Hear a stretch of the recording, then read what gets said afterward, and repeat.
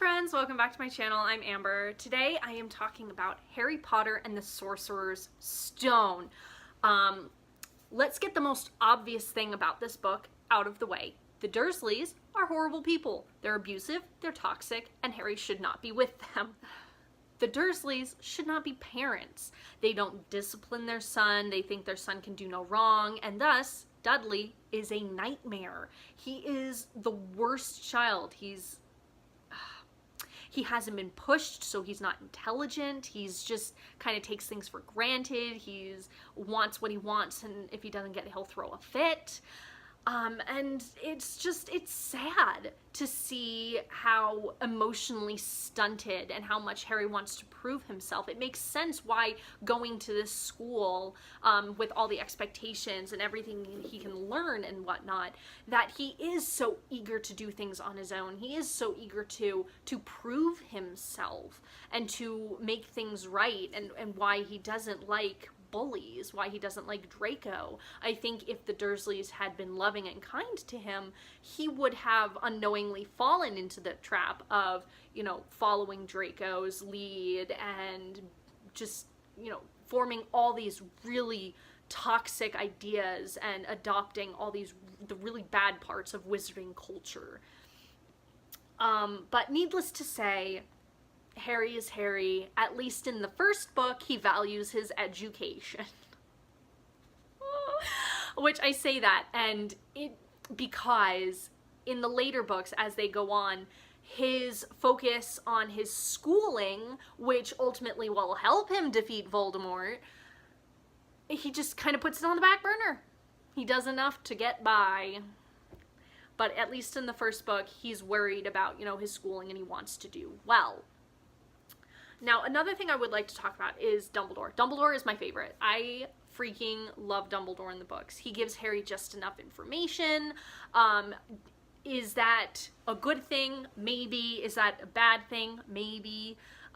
He does trust Hagrid 100%. And he does say towards the beginning he would trust Hagrid with his life, which gives the reader the impression and the information that we should also trust Hagrid.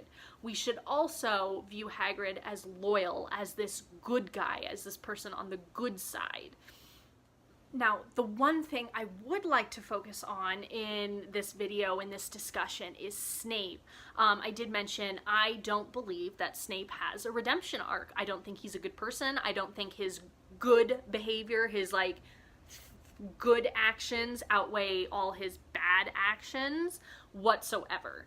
And I have textual evidence. I have gone through and I've marked pages because it drives me nuts when people are like, oh, but Snape turns out good in the end, and he was a good person after all. No, he was a toxic, abusive person. He was just terrible. He had a reputation for being a terrible person, okay? When Harry asks who Snape is at the sorting ceremony, people are like, oh, that's Snape. You don't want to cross him. When the first class, when Harry goes to his first potions class, Snape he sneers, he skulks, he snaps at Harry, he treats him as if he should already know everything. I'm pretty sure Snape, you later on find out that, Dumbledore trusts Snape, so you would think Snape is in on the plan that, Harry's with the Dursleys, he doesn't have any knowledge of the magical world. That doesn't stop Snape from just being an absolute douchebag. Thought you wouldn't open a book before coming, eh, Potter?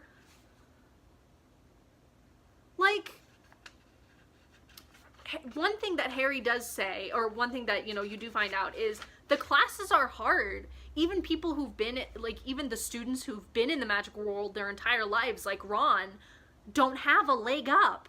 So the fact that Snape is singling Harry out is just, it's just a dick move, okay? It's a dick move. And just,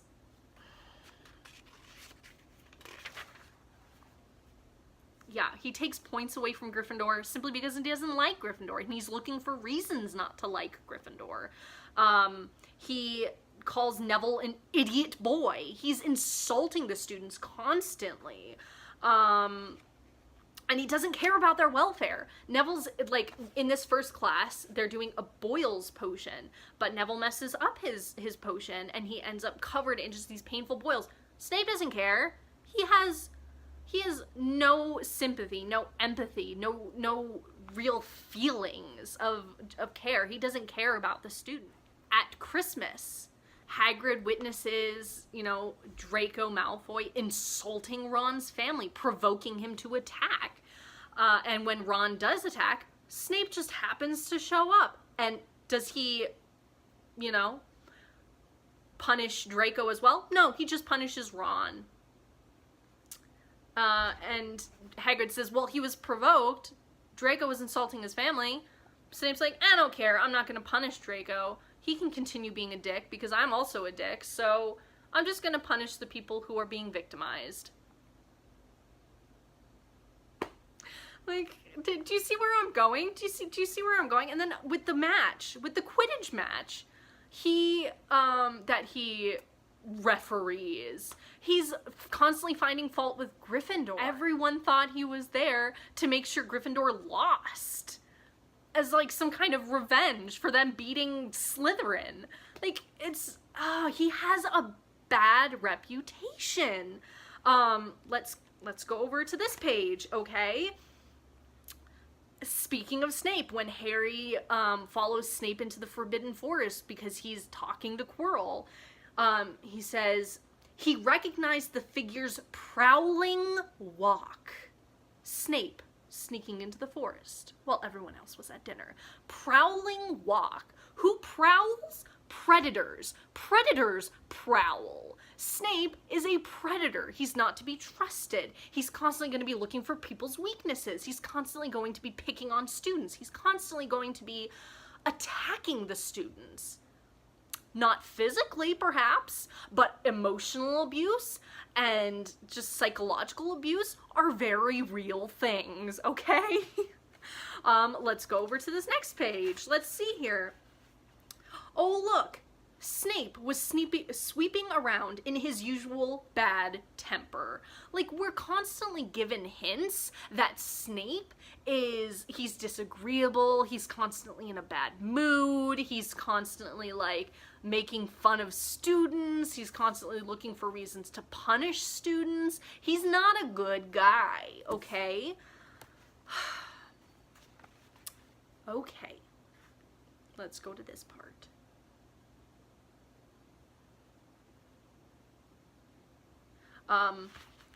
He threatens Harry.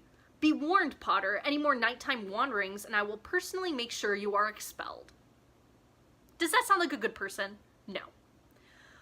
Contrast that with McGonagall. You'd say, oh no, Snape's just being strict. No, McGonagall is strict. McGonagall is strict, but she's fair. But she wouldn't threaten, like, Potter to be like, I'm gonna make sure you get expelled. Like, she's not petty. Snape is petty. Alright, and it comes out when he's talking to Quirrell. Let me see here.